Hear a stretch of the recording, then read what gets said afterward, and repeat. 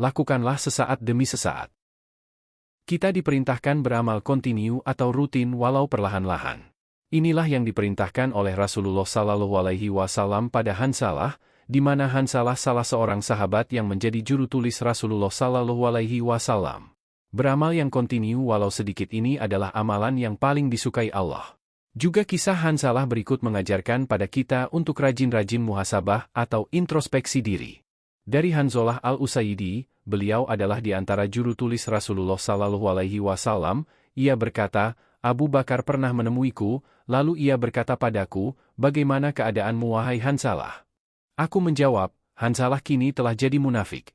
Abu Bakar berkata, Subhanallah, apa yang engkau katakan? Aku menjawab, kami jika berada di sisi Rasulullah SAW, kami teringat neraka dan surga sampai-sampai kami seperti melihatnya di hadapan kami. Namun ketika kami keluar dari majelis Rasulullah SAW dan kami bergaul dengan istri dan anak-anak kami, sibuk dengan berbagai urusan, kami pun jadi banyak lupa. Abu Bakar pun menjawab, kami pun begitu. Kemudian aku dan Abu Bakar pergi menghadap Rasulullah SAW lalu aku berkata, wahai Rasulullah, jika kami berada di sisimu, kami akan selalu teringat pada neraka dan surga sampai-sampai seolah-olah surga dan neraka itu benar-benar nyata di depan kami.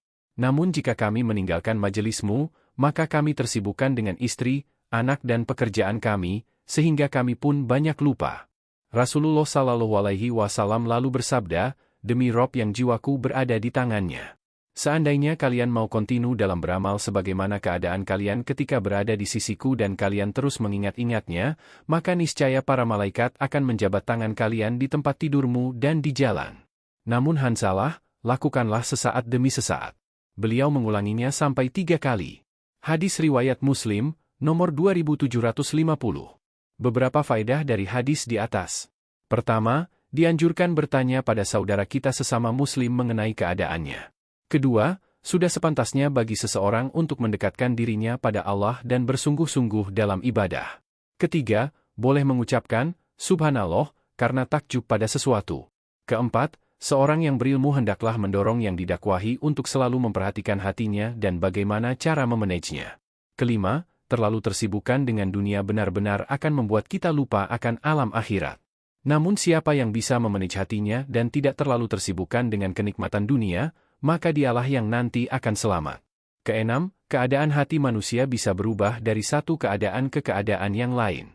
Ketujuh, manusia tidak bisa melihat malaikat dalam wujud aslinya di dunia. Kedelapan, kontinu dalam beramal menjadi sifat para malaikat dan sifat ini adalah sifat yang terpuji.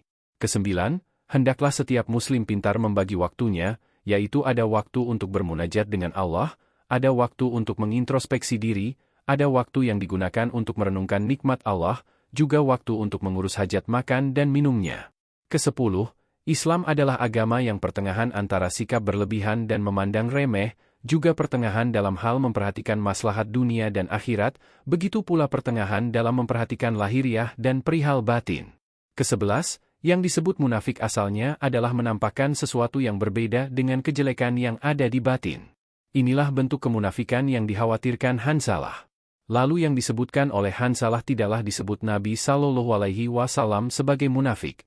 Semoga Allah memberikan taufiknya kepada kita. Barakallahu fik.